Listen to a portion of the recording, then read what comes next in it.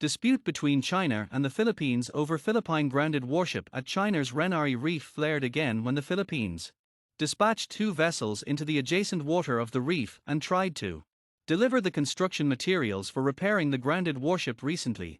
As we can see from the video, while those vessels were approaching Renari Reef, the China Coast Guard vessels blocked them in accordance with law and warned them off through appropriate professional and restrained maneuvers to help the vessels get on the right course.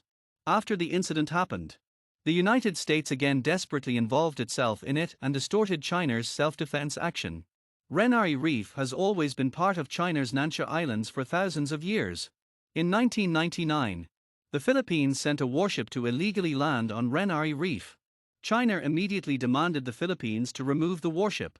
At that time, then Philippine President Joseph Estrada promised to tow away the warship, blaming the grounding on a malfunction. President Gloria Macapagal Arroyo also pledged in 2003 not to construct new facilities. However, instead of keeping promises and towing away the warship, the Philippines, with the support of the United States, publicly acknowledged for the first time in 2014 that it deliberately placed the warship on the reef in order to permanently occupy Renari Reef. Moreover, over past years, the Philippines has always delivered construction materials to repair and reinforce the rusty warship. Philippines' moves don't only violate China's sovereignty but also the Declaration on the Conduct of Parties in the South China Sea, according to the Ministry of Foreign Affairs of China.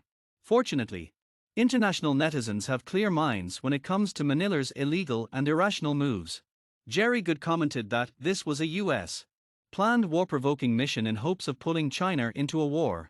China stayed cool-headed and controlled the situation like champions. The U.S. is clearly using all their lapdog countries to try their very best to start a conflict with China. Charlie Mulligan said, "I myself am a Filipino born and raised in the U.S. Ashamed that my country is being lapdogs to their U.S. masters." Thomas Hun Wing Pollan said, "A new clash would pave the way for already mooted US Filipino joint naval patrols in the sensitive neighborhood.